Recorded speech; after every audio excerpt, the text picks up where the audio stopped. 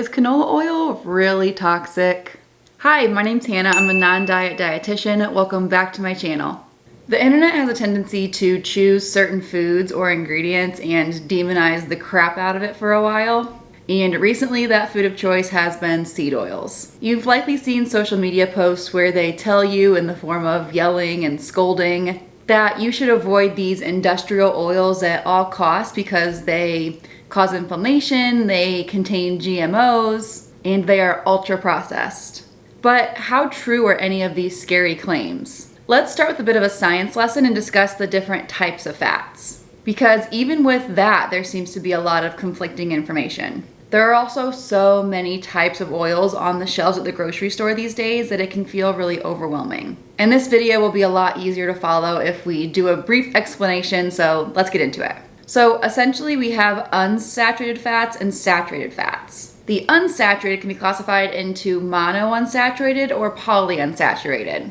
These are both known as the good or the healthy fats. Oils that fit into the monounsaturated fats would be olive oil, avocado oil, and even canola oil. Polyunsaturated fats, the other type of healthy fat, include both omega-6 and omega-3 fatty acids. Omega-3 and omega-6 fatty acids are both essential nutrients. This means that our body cannot make them and we have to obtain them through our diet.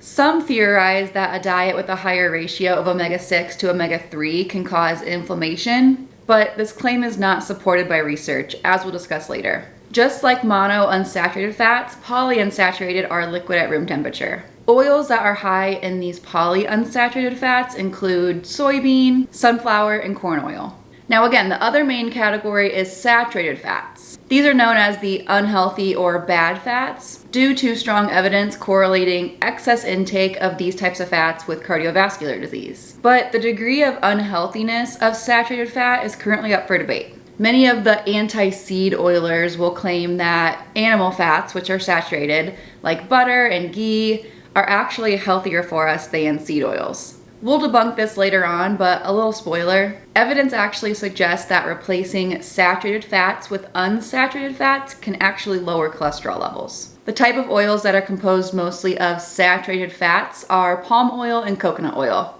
We won't be covering this much more today, but no, coconut oil is not as magical as it's claimed to be. It is important to note that all types of oils contain different amounts of each of the types of fat. Olive oil, for example, is known to be very heart healthy and high in monounsaturated fats. And it is, but it does also contain some saturated too.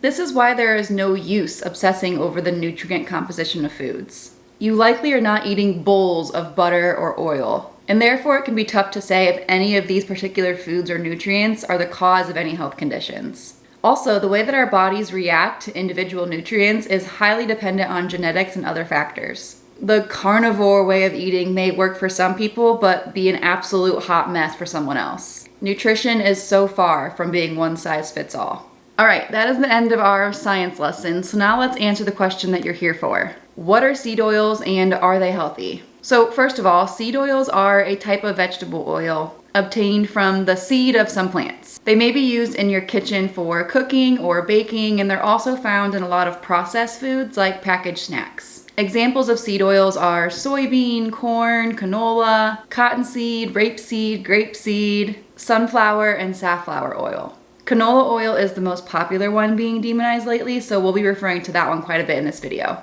But seed oils as a whole have been a hot topic on social media lately. Many fitness and health influencers make it seem like seed oils are absolutely toxic and one of the worst things you could put into your body.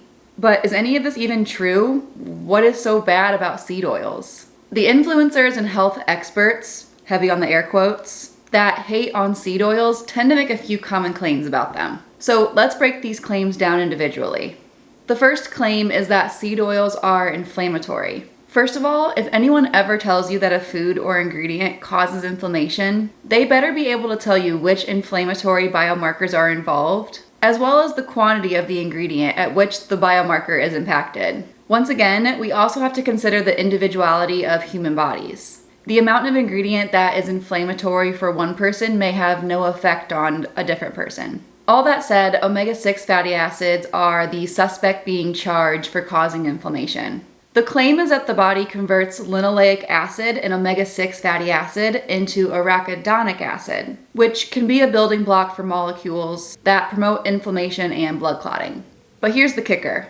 The body also converts arachidonic acid into molecules that calm inflammation and fight against blood clotting. And the body also converts very little of linoleic acid into arachidonic acid, even when linoleic acid is abundant in the diet. So once again, it's important to keep in mind that the dose makes the poison. Too much of any nutrient can cause problems. Also, when eaten in replacement of saturated fats, omega-6 fatty acids, which again are found in unsaturated fats, can be heart healthy by lowering LDL, which is the bad cholesterol, and raising HDL levels, which is the good cholesterol. Studies show that rates of heart disease decrease as intake of omega-6 increases. As briefly mentioned earlier, some critics will argue that the ratio of omega-6 to omega-3 is what causes inflammation. But with this claim, I think we should also consider where we are getting most of our omega-6 fatty acids from. Common sources of omega-6 that are found in canola oil and vegetable oils are frequently found in foods that are also high in saturated fats, total added sugars, and total calories. So how can we pinpoint what's actually to blame for this inflammation? And I want to make it clear that my job as a non-diet dietitian is not to demonize any of these foods or ingredients, but rather to help you dig deeper into such claims, especially when they call out one specific ingredient or nutrient or food specifically. I've said it once already and I'll say it again. Absolutely all foods can fit, and nutrition science is not black and white. So the bottom line with all of this inflammation talk is there is just not enough data indicating increased inflammatory markers with intake of seed oils. All right, claim 2 is that seed oils are refined and highly processed. And we all know how processed foods tend to be demonized on their own. But processed foods are not inherently unhealthy. The degree of processing also needs to be considered when making this claim. It may be true that excess intake of highly processed food could have negative health consequences. But here's the thing. What is excess intake exactly? And how do we classify if something is highly processed? And what ingredients in these highly processed foods are causing the negative health consequences? Even if we did have more definite verbiage, highly processed foods are sometimes very necessary and very helpful. Take baby formula, for example. Baby formula does not exist in nature. It's highly processed, but it's still a necessary food for babies that are not breastfed. Another example of a processed food, baby carrots. They don't come out of the ground that way, but they are still quite nutritious. And I know, you don't think of baby formula and carrots when you hear the term processed foods. But truthfully, the morality tied to processed foods will need an entire video to unpack. So for now, I will just re-emphasize that there are not any foods that you need to avoid unless you have an allergy or an intolerance, or you simply don't like that food. Calling a food processed does not tell us anything about its nutritional value.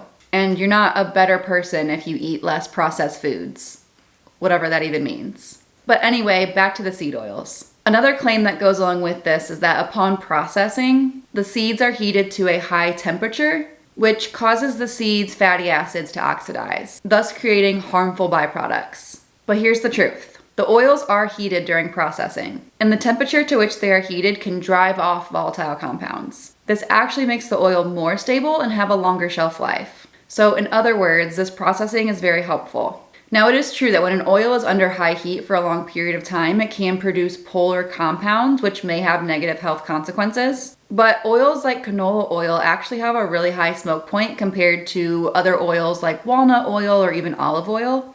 And most home cooks do not frequently fry their oils at a high enough temperature for a long enough time to cause any concern. All right, this next claim might be my least favorite one. And this claim is that seed oils are industrial. Some critics even call them industrial seed oils. It makes it seem like you can find canola oil on the shelves at AutoZone, or as if they're putting 5W30 into Oreos and potato chips. This claim comes from the fact that hexane is used in the production of canola oil. But here's the part that the anti-seed oilers forget to mention. The hexane is then extracted back out from the oil after processing. This is a very efficient process, and we intake very little hexane from these seed oils. You likely ingest more hexane from gasoline fumes than you do from eating canola oil. Also, the fact that an ingredient is used both in food as well as in industrial use tells us nothing about that ingredient. Exhibit A, water. Industrial water is used for producing chemicals, transporting products, and for many other systems that are way out of my wheelhouse as a dietitian. But does this mean that water is toxic? That we're drinking industrial water? Of course not. It just means that water serves more purposes than just hydration. Basically, there are different grades of ingredients. The food grade canola oil that we eat and get at the grocery store is not the same oil that's on the shelves at AutoZone. Next is claim 4, which is that seed oils are made with GMOs and therefore unhealthy. I briefly covered GMOs in my video about organic versus conventional produce, and I'll link that down below if you want to give it a watch. And GMOs will need more time than I can give you in this video to properly cover them, but let's do a brief debunking of this claim. Genetically modified organisms, or GMOs, are produced by altering the DNA of an organism to give it more desirable traits. It sounds scary, but it's actually very helpful. Genetically modified crops have increased harvest by decreasing losses to pests, decreasing input and labor costs, and by conserving soil and water resources. The fear of GMOs stems from people likely not knowing what the heck they actually are, as well as the spread of misinformation. But GMOs are safe and also a necessity to feed the population. Corn, soybean, and canola are all GMO crops in the USA, so the claim that seed oils are made with GMOs is not untrue. However, stating that seed oils are unhealthy because they are made with GMOs is where the misinformation lies. Food grown from genetically modified crops is safe to eat. It is no riskier than eating foods containing the same plant ingredients from crops that are modified from conventional plant breeding techniques. Claim number 5 is that animal fats are healthier for us than seed oils. This one's easy to debunk. It's untrue that choosing animal fats like butter, ghee, tallow is better for us than the unsaturated fats found in seed oils. We've already discussed this, but again, saturated fats are well known to increase the risk of cardiovascular disease. There is decades of science that supports that excess intake of saturated fats can increase our cholesterol levels. This evidence also supports that replacing saturated fats with polyunsaturated may reduce cardiovascular disease risk. So since there were 5 claims that were anti-seed oils, I thought I would come in with 5 pros of consuming seed oils. The first one is heart health, as we've already discussed. The next benefit is it can help us to get vitamin E and vitamin K into our diet. Seed oils like canola oil are a great source of these vitamins. Seed oils are often more affordable as well. And the cost of food is a very large deciding factor on groceries for a lot of people. Oils like canola oil are a lot cheaper than the pricier alternatives. Seed oils like sunflower oil and canola oil also have high smoke points. This makes them a very versatile option to have in your pantry. And lastly, some seed oils are also very neutral in flavor. So while oils like olive oil are very robust in flavor and make a really great addition to, say, a vinaigrette for a salad, you don't always want a strong oil flavor in your dishes. Oils like canola oil and sunflower oil are mild in flavor and they won't overpower the other tastes and flavors in the foods that you make. So bottom line, are seed oils healthy? As a registered dietitian, I recommend incorporating a variety of foods. I personally have various types of oil in my pantry right now, and I use different ones depending on what I'm cooking. Oils are also likely not your only source of fats in your diet, so don't stress about it too much. Try to incorporate other unsaturated fat sources like nuts and seeds and avocado and fatty fish. I'm willing to bet that anyone who claims that seed oils are toxic has no idea what they're talking about. Or they are somehow benefiting from scaring you about these innocent oils. Perhaps they have a carnivore diet book or a supplement line on the market. If someone calls any food or ingredient toxic, they need to be able to explain why that food is toxic, the dose at which it becomes toxic, and be able to back up that claim with research to support it. The burden of proof is on the one making the claims. If someone posts that any ingredient is toxic or unhealthy, it is their duty to explain why. If they can't support their ridiculous claim, just hit unfollow or block and just scroll on past. And lastly, as I've mentioned, seed oils like canola oil are often a lot more affordable than their alternatives like olive oil or avocado oil. Not everyone can afford a $10 bottle of avocado oil. And those who can't afford to or choose not to spend their money that way should not be shamed for it.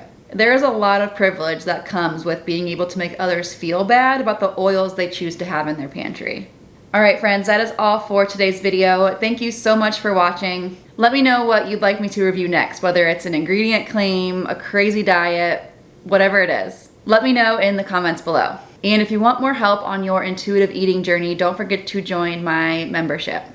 This is a place where I provide all of the education and tools to no longer do diets ever again.